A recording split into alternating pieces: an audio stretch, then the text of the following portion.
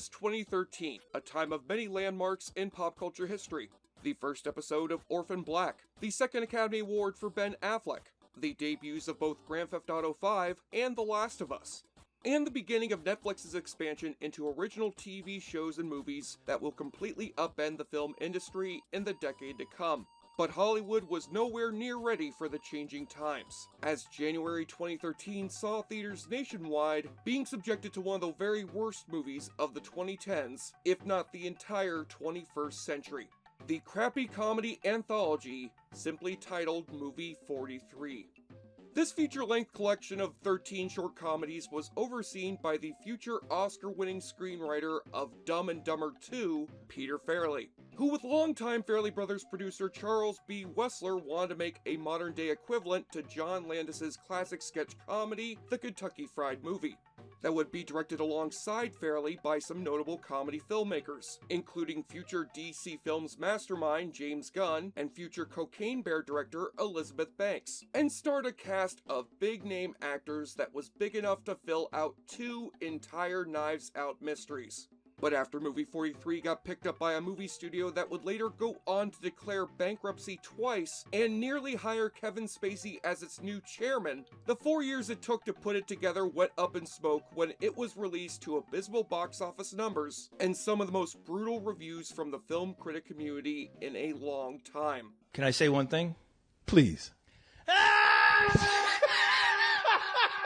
This is the biggest fucking fuck you of a movie I have ever seen. And Peter Farrelly defensively snapped back at the movie's critics. You always complain that Hollywood never gives you new stuff, and then when you get it, you flip out.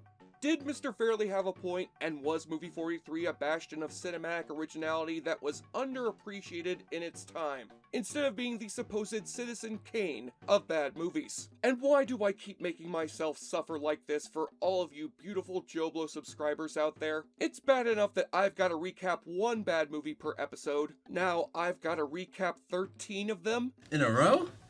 Forget binge watching. My review of Movie 43 may end up being the first recorded instance of purge watching. In the spirit of Peter Farrelly's latest movie, let's make the greatest beer run ever before playing another round of the awfully good drinking game. Now, for our non-American viewers, you're probably familiar with the 98-minute version of this movie, where the segments are tied together with a framing device about some punk kids who browse the internet to search for the most banned movie in the world. It's the most dangerous film in the world. It is. But for now, I'm going to discuss the 94-minute American cut, which got torn apart by most of these critics in the first place. So take a shot or drink when we open on our framing segment of the movie, The Pitch, directed by Peter Farrelly. Starring Greg Kinnear as Griffin, a movie studio executive who is listening to a story pitch from esteemed screenwriter Charlie, yes, I'm named after the guy who came up with this movie, Wessler, played by Dennis Quaid. This is a movie that is about something. It's a smart movie with heart, sort of like The Help. I love that movie. How ironic it is to see a movie making fun of The Help when it's from the future director of Green Book. And so begins Dennis Quaid's cabinet of crapiosities with our very first segment of his movie pitch, The Catch, also directed by Peter Farrelly. Starring Kate Winslet, Think Kate Winslet. Kate Winslet, as a single businesswoman named Beth, preparing for a blind date with the city's most eligible bachelor named Davis, who just so happens to be on the cover of a nearby magazine to reveal himself to be Bruce Wayne. The Wolverine. God damn it, Hugh Jackman. But it turns out that the titular catch of this segment refers to the pair of testicles that swing from Davis's otherwise hunky face. Carrie tells me you design clothes for kids. Yes, clothes for kids are designed. And that, as McBain would say, is da joke. It's one simple visual gag that's funny for 3 seconds, yet draws on for an interminable 7 minutes. As Jackman discusses his life while being oblivious to the pair of Les Miserables balls that are swinging from his chin, which provide fodder for miserably paced visual gags. Uh-oh, he spilled soup on his balls. Oh no, now the balls are in the soup? How can this be? Oh, not the baby. Don't put your balls on the head of the baby. He's just a baby. And even though both the actors gamely play along with this one-note material, Hugh Jackman would later admit in a Yahoo interview with Hugh Jackman, that his role in movie 43 was his most embarrassing career moment. When they come to you with an idea of putting testicles around your neck and being part of this hilarious group and ensemble of some of the funniest movies of all time, don't believe them. The movie you could do without doing it, all right? I just hope to God that Ryan Reynolds is not using any of this as material for the Deadpool 3 script. You, Kevin Feige. You, MCU. Then our first short just sort of abruptly ends without a point or punchline, just as Winslet starts getting herself a mouthful of Jackman's Loganberries. Just a little kid. All right. We don't need to at all. We really. Oh, God. Kate Winslet isn't going to make a movie with a guy who's got balls hanging off of his chin. Well, just wait until you see the designs that James Cameron has planned for the Na'vi in his next Avatar sequel. What is this? It was this segment that was the very first short that Peter Farrelly made for this movie back in 2009 in order to convince the studio and the rest of the potential cast members to sign on to the movie, with many of the cast members already being friends of either Farrelly or Charlie Wessler, who would endlessly guilt their buddies until they finally agreed to do the movie. This explains why our next segment, titled Homeschooled, was able to enlist then real-life couple Liev Schreiber and Naomi Watts, as a suburban couple welcoming some new neighbors over to their house, and discussing the unconventional methods of homeschooling that they have for their teenage son, Kevin. Kevin has a normal and complete high school experience. It should be the unhappiest time in a boy's life. That means that Kevin's parents recreate for him even the most awkward parts of a normal high school experience, no matter how potentially awkward or incestuous the results may be. Emily and Cara said we should go all the way. Ew, who convinced Ari Aster to remake Strange Thing About the Johnsons as a white family sitcom? This is weird. It all leads up to another wet fart of a punchline, when the seemingly normal Kevin comes to greet his family before he heads out on a date. Jen, my mom says hi. Hello, Mrs. Miller. I'm the pretty girl. And while Jeremy Allen White's career would thankfully survive movie 43, the marriage between Liev Schreiber and Naomi Watts was not nearly as lucky. I'm the pretty girl. Speaking of real-life celebrity couples that later broke up out of shame over this movie, Chris Pratt and Anna Faris star in the next short on tap, The Proposition, where their romantically blossoming characters Doug and Julie each have a wildly different question that they want to pop to each other. 1, 2... Will you poop on me? What? Poop? On me. That's right, Julie happens to be what we call a coprophiliac, who wants Doug to prove his love by dumping mud on her chest. But Doug is soon talked into his girlfriend's proposed poop play after a chat with his friend played by J.B. Smoove. It's not about how fancy it goes in. It's about how fancy it comes out. You know what salad does? It locks down your bowels. Have a few fucking drinks. Makes you last longer. This has gotta be the worst Heineken commercial I've ever seen. Doug prepares in the bathroom by loading up on tacos and burritos with a swig of the same laxative that Lloyd used on Harry in Dumb and Dumber. Poop Viagra. Yeah. And somehow Chris Pratt is embarrassing himself more with this performance than he did with that TikTok bee stunt. No wonder Anna Faris dumped this guy's ass before he could dump his ass on her. Baby, what was I wearing? A yellow sundress. Come on, roll over and let me shit on you, please. So he's an idiot. But as Julie runs away in tears from Doug after saying shit instead of poop, he's run over by a car and his bowels finally let loose all over the street to make it look, as Star-Lord would say, like a Jackson Pollock painting. It's the most beautiful thing I've ever seen, Doug. Meeting's over. Unfortunately, neither this meeting or the movie are anywhere near over, as Charlie reveals to Griffin that he's in far more dire financial straits than he's been letting on. How did you get on the lot? I sucked off the security guard. He fought me every step of the way. You call anybody, and I will shoot you in the heart and kill you. Come on now, Dennis, put that gun away. I would expect this behavior out of your brother Randy, but certainly not you. Well, I guess both the audience and Greg Kinnear are forced to endure the next segment, titled Veronica, starring a pre-Cruella Emma Stone as the titular Veronica, who's come by to pay a visit to her ex-boyfriend Neil, played by a pre-Succession Kieran Culkin, while he's working as a bored grocery store clerk during the night shift, and accidentally broadcasts his erotic confrontation with Veronica all over the store's PA system. I can't believe you named your dog Veronica. I can't believe you sucked off that hobo for magic bean. He was a wizard, Neil. If you get any sort of smile or chuckle out of this short, it's on behalf of Culkin and Stone's commitment to their erotically purple prose. Do you still like fingers in your butthole? You know the answer is yes. I'll see you in church. Okay, see you there. But then the short ends on a narrative shrug. The store's customers who have gotten horny listening to these two lovebirds volunteer to take over the kids' shift so that Roman Roy can go take Gwen Stacy to Pound Town. Are we gonna let that foxy little thing run out of this boy's life? Thank you. And don't forget your Uncle Frank's advice to go easy on the Pepsi, unless she's got a fetish for that sort of thing like the girl in the last short. Then there's an iPod commercial parody with a naked lady, who cares? We now move on to superhero speed dating, a segment which stars Justin Long as Robin the Boy Wonder, as he takes part in a Gotham City speed dating event where who should show up to get in on the action but Batman, played by Jason Sudeikis, whose portrayal of the Dark Knight is less Robert Pattinson and more Schmitty from Always Sunny. You're here to ruin my chances with women, like you do all the time. No way, brother. Get one more speed date, okay? Then we gotta find that bomb. In fact, since James Gunn is one of the other directors on this movie, I'll just erroneously assume that this is his alternate cast lineup for his future DC movie plans. We'll have Uma Thurman returning to the DC universe as the new Lois Lane, and somehow getting worse jokes to crack here than anything she ever said as Poison Ivy. Masturbating. Blew his wad all over my window. His jizz is like a shotgun blast. I guarantee he blows a load like a shotgun right through her back. Next, there's Bobby Cannavale as the new Superman, who apparently reigns from the Brooklyn part of Krypton. I don't give two super shits about a bomb. Stay away from Lois, man. Kristen Bell will now be taking over the part of Supergirl, only to quickly resign after Batman compares her vagina to a cornfield. You can hear him. Yeah, I can hear him. At any moment, shoeless Joe Jackson could walk out of it and I could play catch with him. And John Hodgman will be replacing Colin Farrell as the Penguin. Holy God, what are you showing me? Come on! Open your eyes!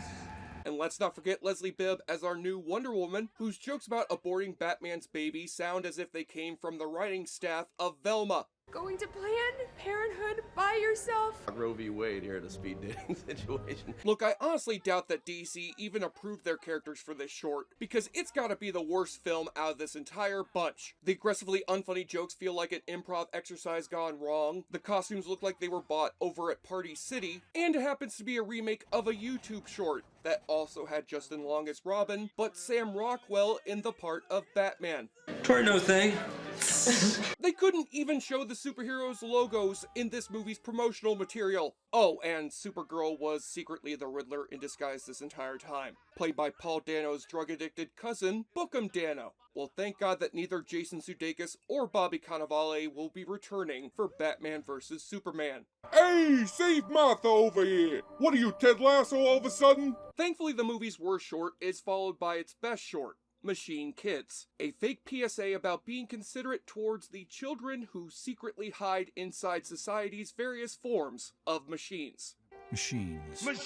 They're full of kids. Finally, a genuinely and absurdly funny segment that does not overstay its welcome. Even though our movie has not bothered to explain why Dennis Quaid's movie pitch is actually just a bunch of unconnected shorts with some commercials in between. So what do you think about putting commercials within the movie? I haven't even told you about the shorts that are gonna win us the Oscar! Oh well, on to the next film, iBabe.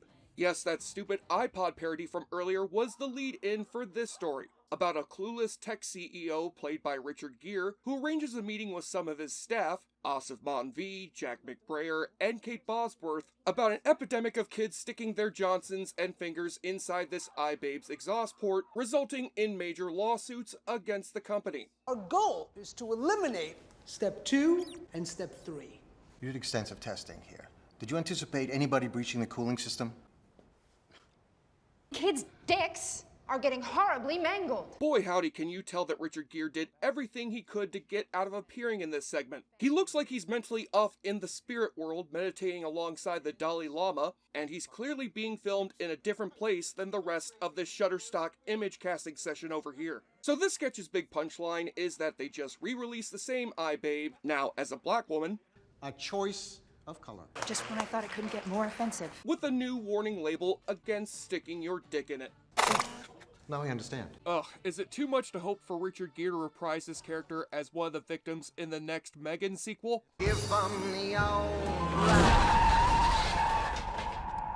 But unlike Richard Gere, a number of attached directors were able to jump ship off of this flick while they still could. David and Jerry Zucker, Trey Parker and Matt Stone, and Peter Farrelly's own brother Bobby, as well as George Clooney, whose proposed sketch involving Clooney being bad at picking up women had him say in response, "No fucking way."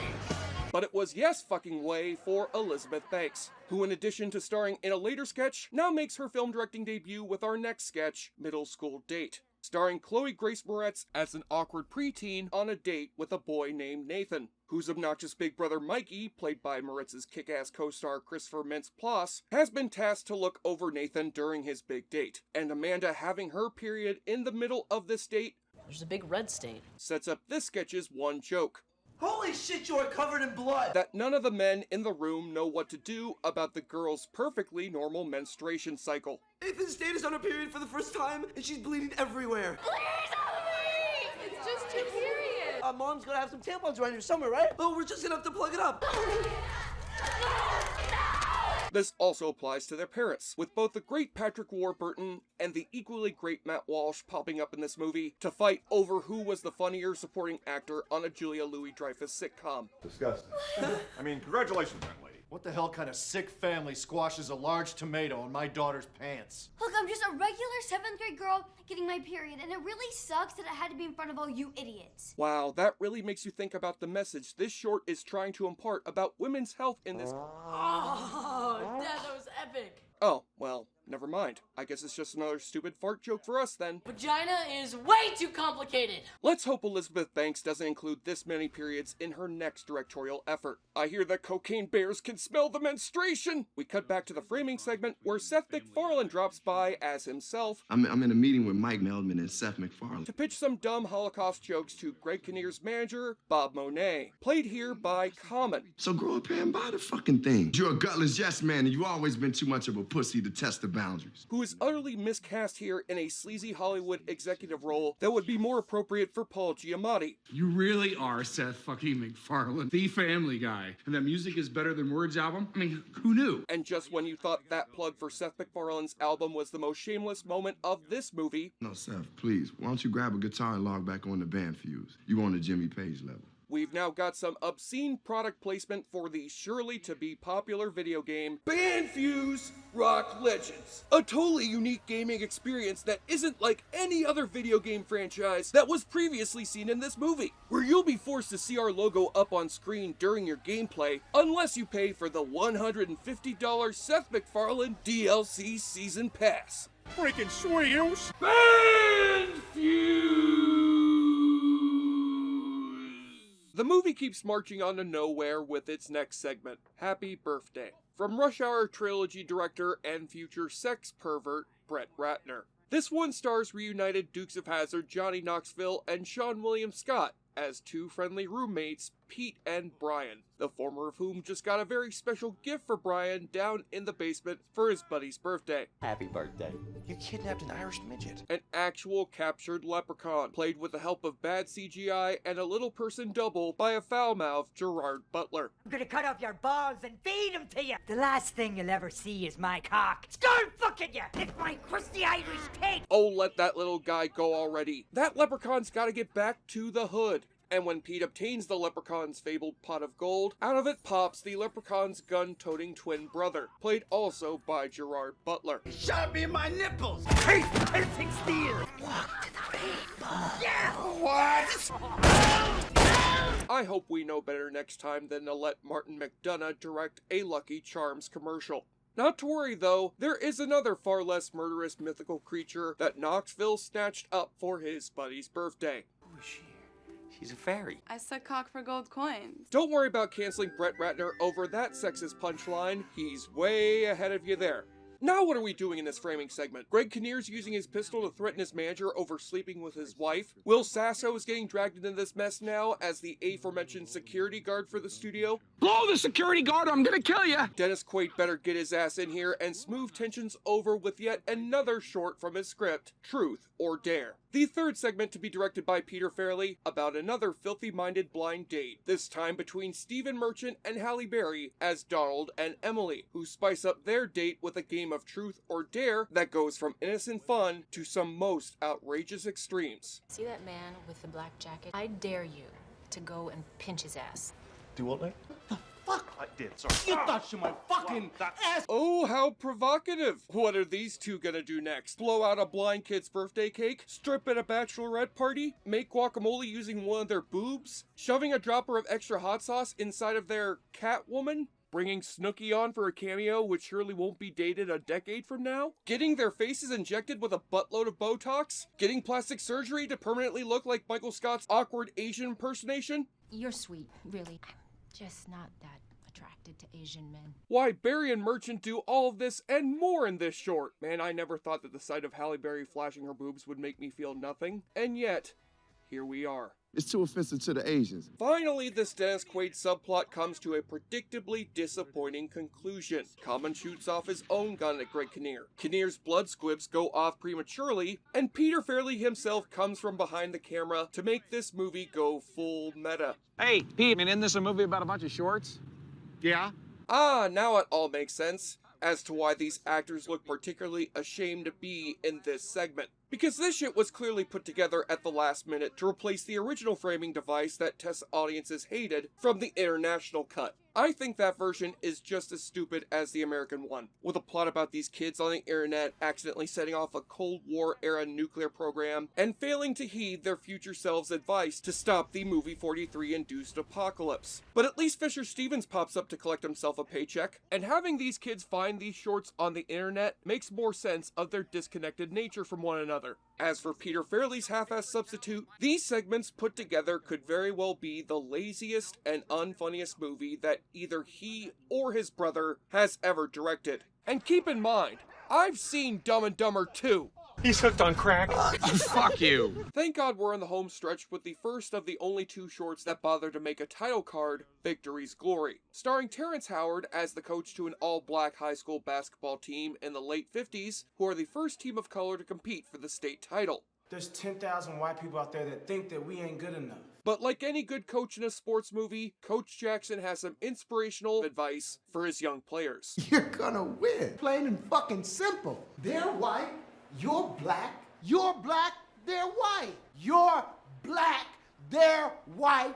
This ain't hockey! What could have been a promising parody of inspirational black sports dramas that one would expect from the director of Tales from the Hood is instead just the same black men are good at basketball joke that's been beaten into the ground by 80s stand-up comedians. He gave you a 1.5-foot dick. Dribble with that motherfucker. Cut that goddamn slow clap shit out. If they really wanted to have Terrence Howard say something funny, then he should have played a physics teacher at this high school, instead of a basketball coach. All energy in the universe is expressed in motion. All motion is expressed in waves. All waves are curved, so where does the straight lines come from to make the platonic solids? And with this end credits blooper reel, the creators of movie 43 seem to be promising us that the ending of this film is finally near.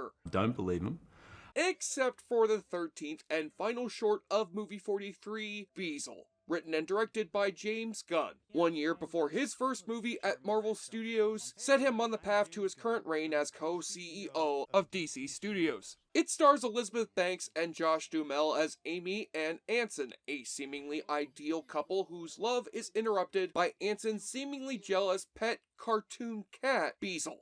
I just don't think he likes me very much. Oh, come on, Amy. He loves you. And wouldn't you know it, this cat is indeed so loving of his master that Amy catches him pounding it to shirtless pictures of him. And Bezel bears his claws against the woman moving in on his man in zany cartoon fashion. He is not a normal cat. He just put a fucking thermometer in his mouth! He thinks it's a toy. This short just feels like James Gunn took one of his problematic Twitter jokes that got him unjustly fired by Disney and adapted it into movie form. As he says, it was Elizabeth Banks who talked him into making a short for this movie and wasn't even allowed to edit the final film.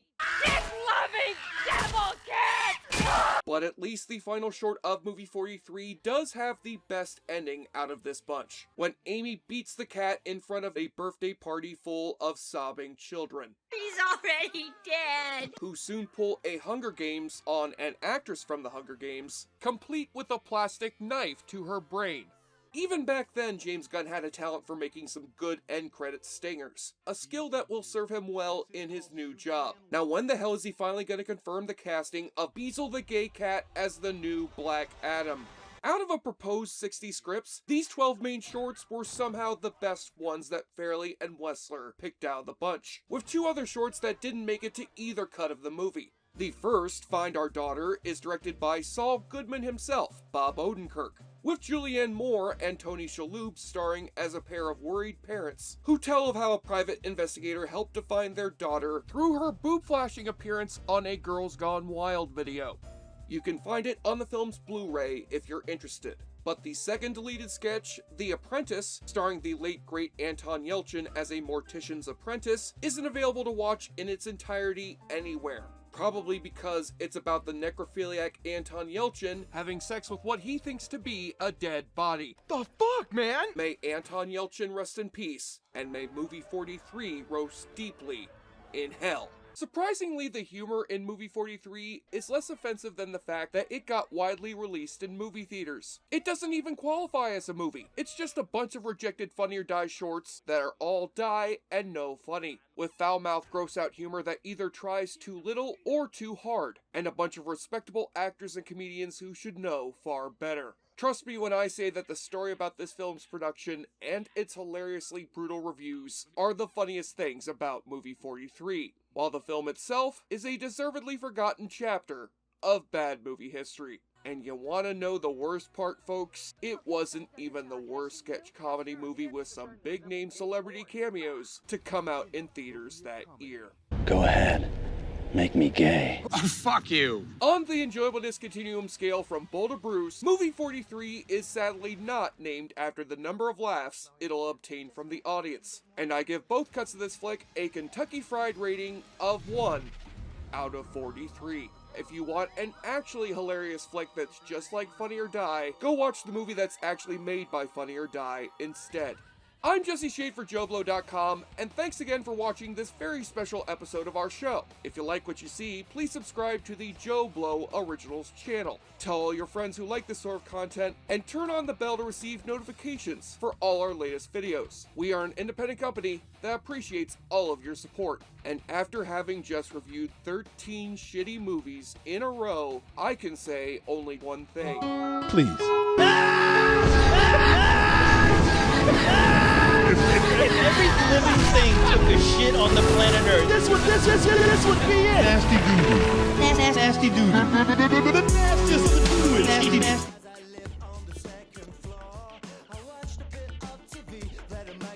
No.